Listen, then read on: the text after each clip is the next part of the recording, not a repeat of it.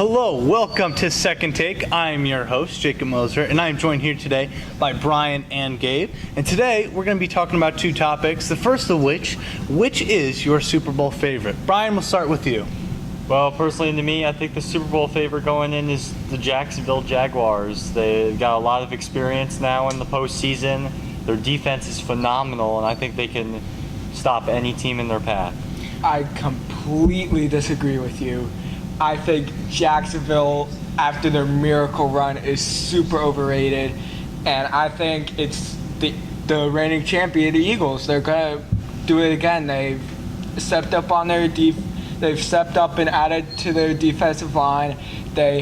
Even though they did trade away Torrey Smith, they still got a cornerback out of that, which adds to their already phenomenal defense. And they will have Carson Wentz coming back. Probably not in the first or second week, but he is going to be coming back and will help that team to make a phenomenal playoff run. Okay, but in the AFC, Jacksonville kind of has an easy route. You know, you look at New England. New England has got a lot of inner locker room fighting. We don't know what's going on with them. Pittsburgh always finds a way to choke in the playoffs. And when you look at the NFC, there are so many different competitors against Philly. You got Green Bay. You can never count out Aaron Rodgers, the greatest quarterback of all time.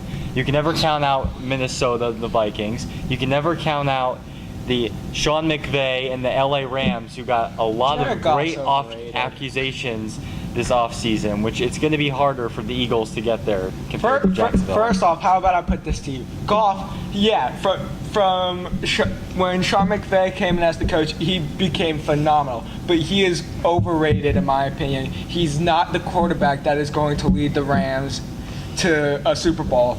The Vikings, they lost they're losing Case Keenum, Teddy Bridgewater, and somebody else they had.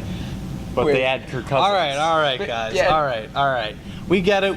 You guys can talk about this for days on days on end. Let's move on, though. The next topic we're going to be discussing is one overrated and one underrated team in the NFL. This time, Gabe, we'll start with you. Who do you think? All right.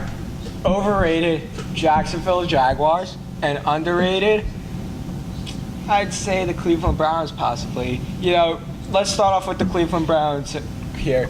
Yes, 0-16. It's history. That's all I can say about that. But they have worked to get to the spot that they are at now. They drafted Baker Mayfield. They got Tyrod Taylor. They got Jarvis Landry.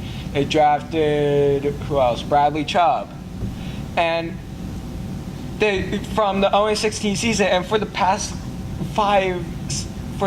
some odd years, they have been the laughingstock of the NFL. And I think this year, I'm saying it right here, right now, 2 or more wins this season. They're not gonna make a playoff run.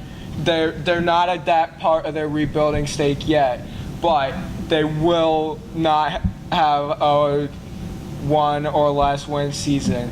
And for the overrated Jacksonville Jaguars,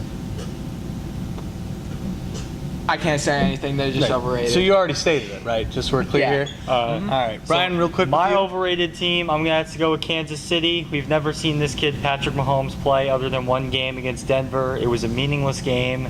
No one was really trying to compete that game. Other than that, we haven't seen this kid play, and yet everyone's already assumed he's a superstar that can lead this Chiefs team to the playoffs. But we'll have to see how he does. And underrated, I'm gonna have to agree with you on Cleveland. They have a lot of young talent. They added Denzel Ward to their secondary with the 4th pick in the draft, and they have they had a solid defense, and they have a guy like Tyrod Taylor who doesn't turn the ball over much. They added weapons.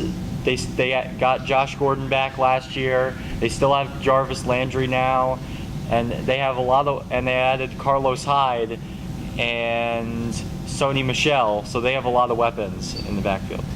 All right, guys. Unfortunately, that is going to do it for us here today on Second Take. Again, I have been joined by my lovely guests, Brian and Gabe. Of course, I'm your host, Jacob Moser, and I'll see you next time.